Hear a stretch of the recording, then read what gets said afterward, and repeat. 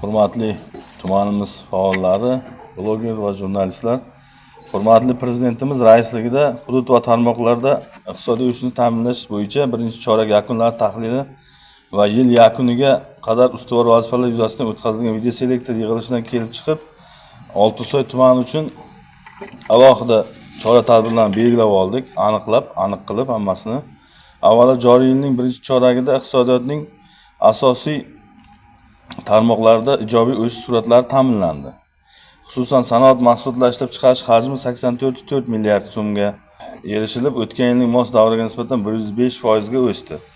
Ushbu natijalarga ikkita ko'mir qazib olish korxonasi hisobiga 11,5 milliard so'm, 3ta vino ishlab chiqaruvchi korxona hisobiga 8,5 milliard so'm, Oqarbuloq mahallasida un va kepak mahsulotlari ishlab chiqarish loyihasi hisobiga 2,5 milliard so'mlik qo'shimcha hajmlar hamda boshqa sanoat yo'nalishlari hisobiga esa 61,9 milliard so'mlik mahsulot ishlab chiqarish orqali erishildi. Investitsiya dasturi doirasida hududga 17,7 million dollar xorijiy investitsiya jalb qilinishi belgilab qo'yilgan va bu ko'rsatkichlar to'liq bajarildi.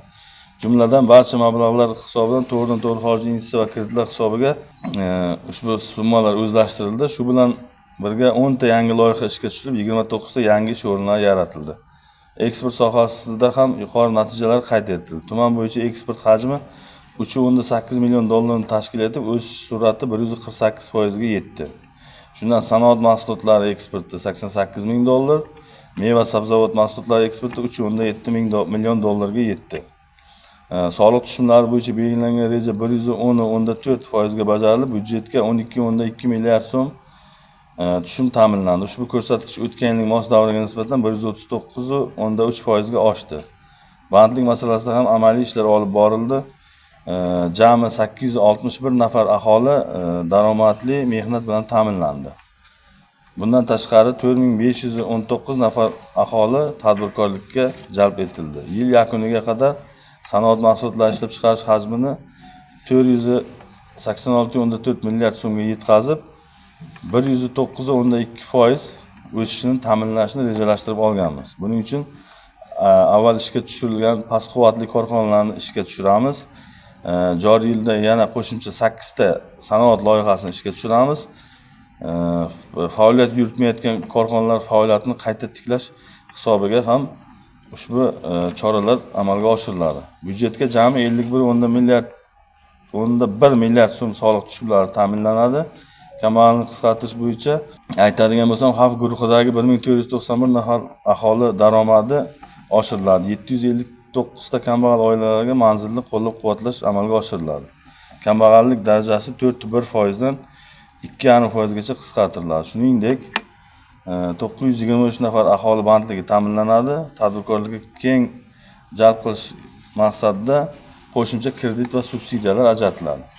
Energiya samaradorligi doirasida 0,77 million kilovatt-soat elektr energiyasi va 0,23 million kub metr tabiiy gaz tejaladi. Bozor xizmatlari hajmini 248,6 milliard so'mga, qishloq xo'jaligi hajmini esa 1,8 trillion so'mga yetkazish vazifasini o'zimizga belgilab olganmiz. Yuqoridagi belgilangan barcha chora-tadbirlarni o'z vaqtida va sifatli amalga oshirish orqali tuman iqtisodiyotining barqaror o'sishiga erishiladi va ushbu aholi daromadlarini oshirishga, belgilangan va ko'rsatkichlarga erishishga kafolat beraman.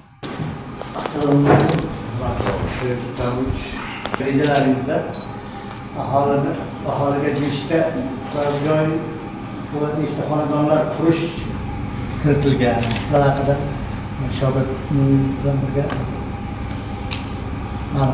ma'lumot bersangiz. Hozir 2025-yilda bitta ko'p qavatli uy, 30 xonadonli uy topshirildi. 26-yilda bizga 4 ta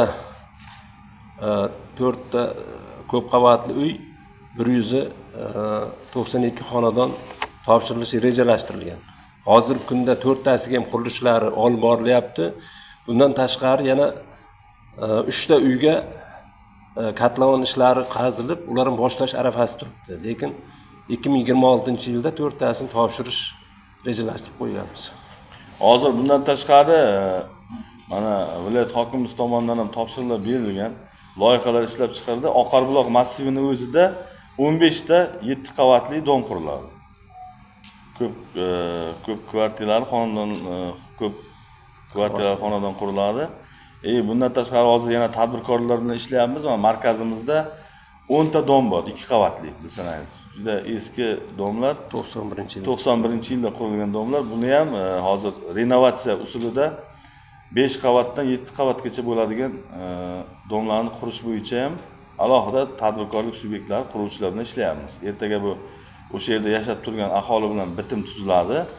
O'sha bitimga asosan ularni yashab turgan aholi uy-joy bilan ta'minlanadi. O'sha quruvchi hisobidan qolgani qo'shimcha qurilib, o'sha tumanimiz aholisiga sotiladi, belgilangan tartibda sotiladi. Assalomu alaykum, hurmatli matbuot bu yurt bizniki, yaxshisi ham, yomoni ham, uvoli ham, savoli ham. Endi shu o'rinda savol tug'iladi, ko'plab mehmonlar keladi, o'sha bizni yo'llarimiz masalasi. Juda ular to'g'risi tanqid qilib ketadi, sababi yo'llarga e'tibor yo'q. Bu birinchi masala. Qaraysa mana shu bizning Oltinsoy tumanimizda bir jannat yurt yo'q, chunki juda ko'p mamlakatlar bo'lyapman. Mana bu taklif otabirsam mana bizni oddiygina mahsulotlarimizni olsak, yerda suv olmagan bor. Yoki bo'lmasam Xo'jabek ota bor. Xo'jabek otamiz o'sha inson salomatligi uchun madaniy suv, ya'ni Oltinsoy madaniy suvi Xo'jabek otadan chiqyapti. O'shalarga ko'proq turizmni rivojlantirish uchun qanday rejalar qilgansizlar? Qolaversa, ko'proq sayyohlarni jalb qilish uchun nima ishlarni reja qilib olgansizlar? Shular haqida ma'lumot bersangiz. Rahmat savol uchun. Hozir endi aytib o'tadigan bo'lsam, bitta Xo'jaipok masalasida viloyat hokimining tumanimizga tashrifi davomida Xo'jaipokdagi o'sha ziyoratgohga olib bordik. O'sha yerda viloyat hokimimiz bilan o'tirib topshiriq berdilar. Katta bir yirik loyiha qilasizlar dedi. O'sha loyihalarni hozir ishlab chiqdik. U yerda 5 qavatli gostinitsa, 16 ta lotlarga ajratilgan alohida domiklar, dam oladigan joylar, selfie maydonchalari, qo'shimcha masjid, boyagi vanna xonalar qilish bo'yicha 100 milliard so'mdan oshiq bo'lgan loyiha ishlab chiqildi. Hozir loyihani dastlabki hujjatlar hammasi tayyor bo'ldi. Uni endi nasib bo'lsa tez va qisqa kunlarda 16 ta lotga ajratganmiz. Auksion savdolariga chiqaramizda, auksion savdosi orqali o'sha yer sotiladi, tadbirkorlar tomonidan quriladi. Men shuni yana bir bor aytib o'tmoqchiman, matbuot anjumanidan foydalangan holda o'sha talabgorlar, tadbirkorlar bo'lsa, bemalol mana sizlar ham bir agitatsiya qilib, bunday xalqqa bir yetkazsalaringiz, quradigan tadbirkorlar bo'ladigan bo'lsa, marhamat o'sha auksionga qatnashib nima qilsa, yutib olib, qurib, ertaga o'sha yerda juda katta bir turizm maskani joriy etiladi, quriladi. O'sha yerda xalqimizga xizmat qiladi. Hozir masalan mavsum davomida 2 oy, 3 oy to avgust oyigacha u yerda mehmon bo'ladi-da. Aholi 2 yo 3 oy davolanadi. Ertaga mana shu infratuzilmani rivojlantirsak, hamma sharoitlarni qilib qo'ysak, yil 12 oy u yerda tadbirkorlik subyekti paydo bo'ladi, ishlash uchun sharoit paydo bo'ladi, doimiy u yerda mijoz paydo bo'ladi, qishda ham, kuzda ham, bahorda ham doimiy mijoz paydo bo'ladi. O'sha yerda aholini ham yashash darajasi ham, daromad topish manbai ham, qo'shimcha ishchi o'rinlari ham rivojlanib ketadi. Bundan tashqari Vaqshivorda ham hozir mana prezidentimiz tomonidan o'zi Oltinsoy tumaniga qo'shimcha 10 ta og'ir mahallaga 3 milliard so'mdan, 2 ta Yangi O'zbekiston qiyofasidagi mahalla uchun 5 milliard so'm, ya'ni Oltinsoy tumanining o'zini og'ir toifada bo'lgani uchun og'ir toifadan chiqarish uchun 60 milliard so'm pul ajratilyapti. O'sha 60 milliard so'mda o'sha Mavlono Zoid So'fallar madrasalar, o'sha yerlarda ham turizm obyektlarini rivojlantirish, qayta rekonstruksiya qilish, yo'llarini, infratuzilmasini, ko'cha yoritqich chiroqlar hammasini qo'yish bo'yicha loyihalar ishlab chiqilgan. Bu pullar moliyalashyapti. Quruvchisi ham tayin bo'lgan, aniqlangan. Hamma qurilish ishlari jadal boshlanib ketdi. Marhamat, yana savollar bo'lsa. Assalomu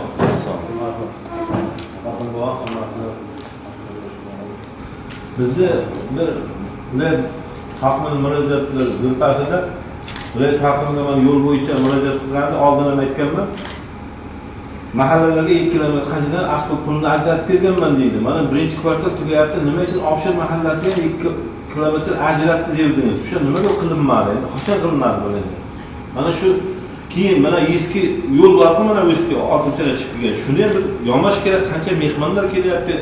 Ketyapti odamlarni bir e'tiborni tortyapti o'sha yo'lga. Shuni bir yomab berish kerak, bir narsa qilish keraklar.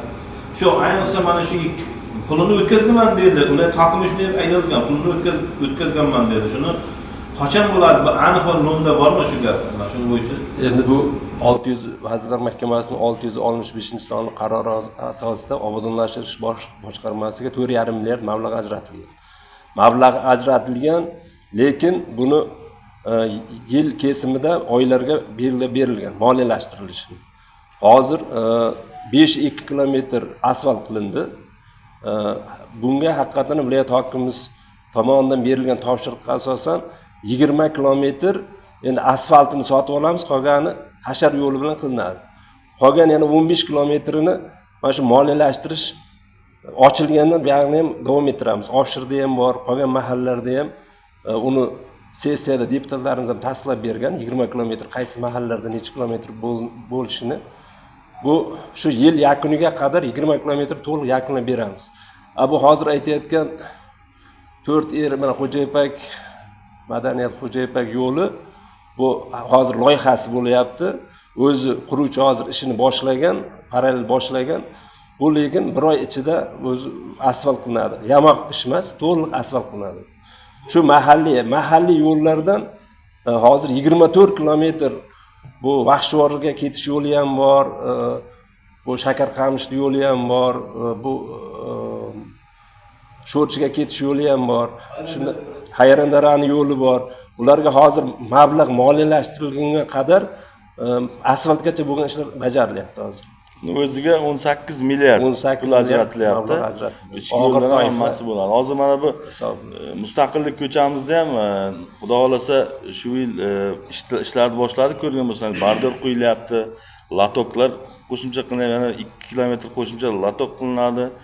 Keyin tepalariga illyuminatsion chiroqlar o'rnatib, o'sha hozir tumanimizda ham 500 dona ana olib keldik, quyosh zinosi bilan panelli lampochkalar 800 vattligidan eng vatti katta yorug'lik kuchliroq beradigan quyosh panelli lampochkalar olib kelib o'rnatishni boshlab yubordik.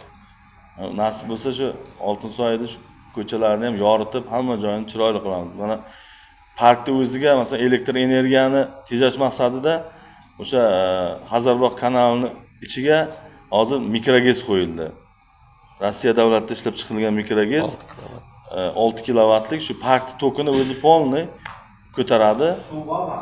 Ha, suvni ichida turadi suv. Tashqarida ham turmaydi, suvning ostida turadi. 6 kilovat akkumulyatorli juda zo'rini ishlatib sinovdan o'tkazdik.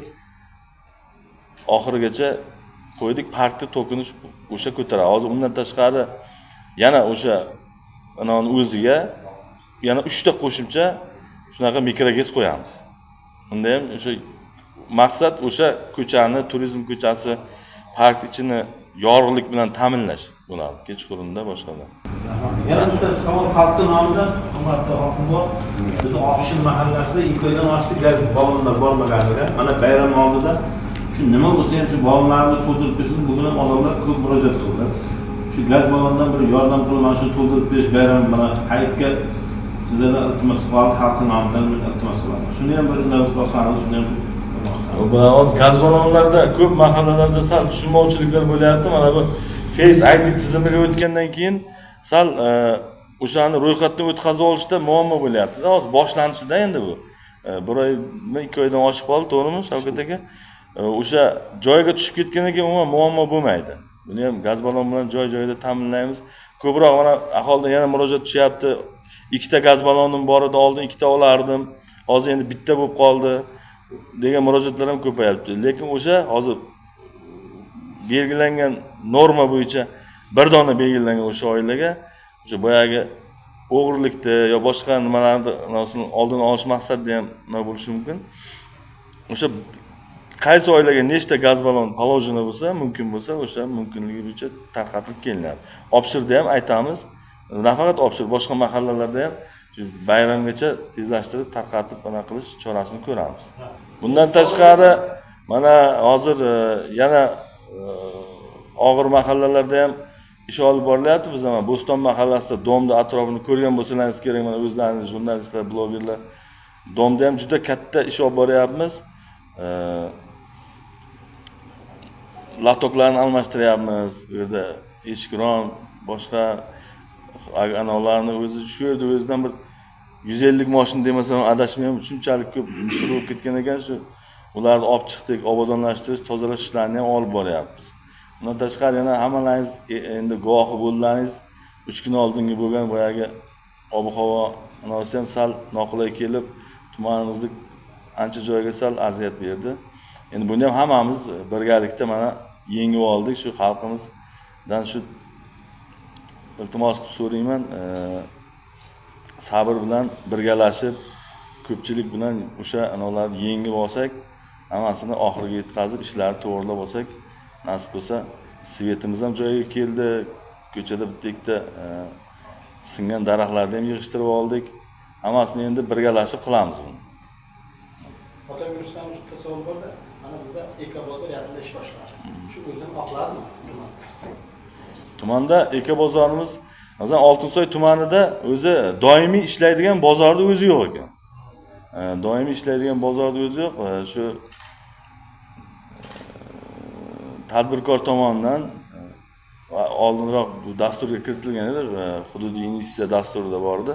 Prezidentimiz tashrifi doirasida qilingan dasturga kiritilgan edi. Men o'sha amalga oshdi. Hozir birinchi etap to'liq ishga tushdi. Bozorda o'zini oqlayapti. Bemalol borib savdo qilish mumkin, savdo bo'lyapti. Hozir markazimizdagi bu yerda Qorliq bozor deydimi? Qorliq bozordagilarda ham bu yer o'zi bozor bo'lmagan, bozor ro'yxatdan o'tmagan, hali anolar tayyor bo'lmagan uchun qayta loyiha qiladi. Bu yerdagilarni ham o'sha yerga olib borib savdo qildiryapmiz. O'sha yerda hamma sharoit yaratib berildi. Har kuni kunlik savdo bo'lib turibdi. To'liq ishlayapti. Hozir ikkinchi etapda kiyim-kechak qismi ham ishga tushadi. Bunga ham shu 1 oy 2 oy ichida qurish jadal olib borilyapti. Bu ham ishga tushgandan keyin u yerda yana qo'shimcha 150 o'rinli ish o'rni paydo bo'ladi. Loyihasi bitgandan keyin bir Qorliq bozori ishga tushadi, shunday. Qorliq bozorida to'liq loyiha qilib, loyiha smeta hujjatlari tasdiqlanib, bo'lgandan keyin bozor sifatida emas, savdo markazi sifatida ro'yxatdan o'tkazib, o'sha yerda faoliyat yuritadi.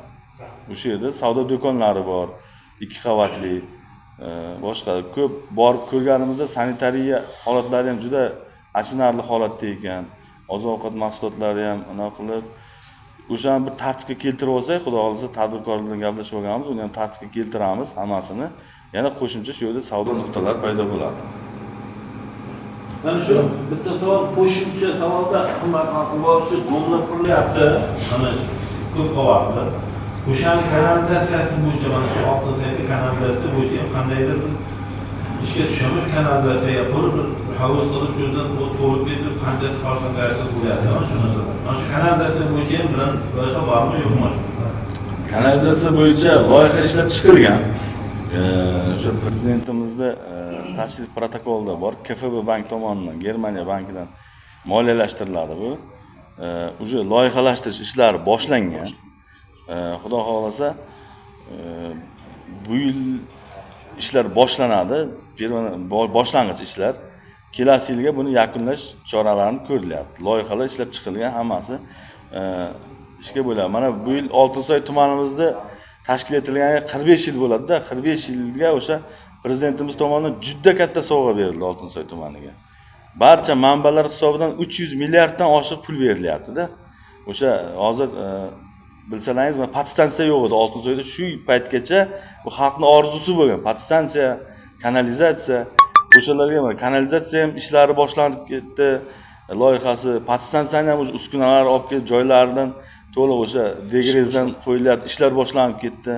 Xudo xolasa yil yakuniga qadar podstansiyamiz ham ishga tushadi, kanalizatsiyamiz ham bir qismi boshlanib ketadi. Bundan tashqari mana bu Qorliqda ko'rgan bo'lsangiz 3,5 gektar yer turibdi, mana bu 7 qavatli dom qurilyapti mana bu yerda.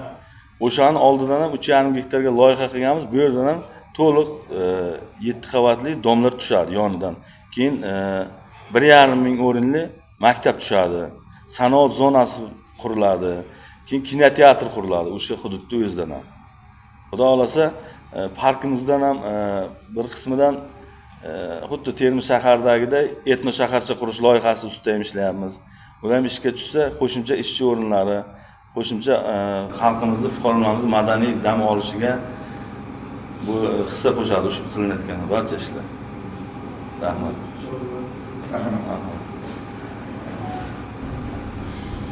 Yine ikkita savolim bor. Birinchisi svetoforlar masalasi. Suvarimiz markazida svetoforlar ko'p o'rnatilgan, lekin bir ko'ngildagi ishlamaydi. Avvalo bu raqamli bo'lishi kerak. Endi kameralar qo'yildi, chiziqlar chizilyapti, hamma tomon qo'yilgan bilan, lekin haydovchi uni tushunayotsa, ko'pchilik asosiy svetoforlarimiz tumandagi raqamsiz. Endi shu raqamsiz o'zi ham ishlamaydi. Sizlar ham hammamiz guvoh bo'lib turibmiz. Gohida bittasi ishlab, uchta, ikkitasi ishlamay turadi. Taxminlab bilish kerak endi. O'chib turgan holatda nima qizil deb o'ylayman. Haqiqatan qizil bo'lib turgan bo'ladi. Yashil bitta yashirinib turadi. Bu ham o'rtadagi boshqa ham mana bu masalalarga qarab chiqish kerak. Ikkinchi masala fontanlar masalasi. Gullar sug'oradigan. Mana ekologiya ko'chasiga o'rnatilgan fontanlar bir ishlab, bir ishlamasdan nima vaqt o'zing moshin bilan sug'orib beribdi. O'zi fontan turibdi. Endi o'rtadagi katta nimani ham arklarni ko'mib, shunaqa quvvat qilishga olyapmiz. U ham ishlamay qolsa, na gul qoladi o'rda, na daraxt qoladi-da. Endi rost arkimiz ko'p yo'qotadigan bo'lsak, buni kafolatini qilish kerak. Qaysi tashkilot qiladi, kim o'rnatyapti? Shu masalada savol. Shu ikkita savol. Svetoforlar masalasiga keladigan bo'lsak, men o'zim hech bu holatga duch kelmagan ekanman. Lekin mana svet bo'lmagan paytda, elektr tok uzilgan paytda ishlamayapti haqiqatan. Buni siz savolingizni inobatga olamiz, bu raqamli daqiqasini ko'rsatib turadigan demoqchisizda. O'shandaqani bo'lmasa gaplashamiz, yo'l qurilish ichki ishlar bilan, GAI bilan gaplashib buni bir chorasini ko'ramiz. Ikkinchi savolingiz bo'yicha haligi dajdivalka qilib sug'orish, tomchilatib sug'orish tizimini aytyapsiz-da ko'chadagi. Bular to'g'ri sal nosoz holatga kelib qolgan ekan. Bularni ham hozir olib o'rgandik hammasini. To'liq bitta sistema qilib, tizim qilib tortib, yaqinda uje mablag'lar ham hal bo'ldi. Hal bo'ldi. Hammasini qaytadan ko'rib chiqib, to'g'rilab chiqamiz buni. Bu tomchilatib sug'orish qilsak, o'sha dajdival qilsak ham boyagi bir ko'rk bo'ladi o'sha ko'chaga, ham boyagi nima deydi, iqtisod qilinadi o'sha energiya, suv, buni hammasini qilamiz buni.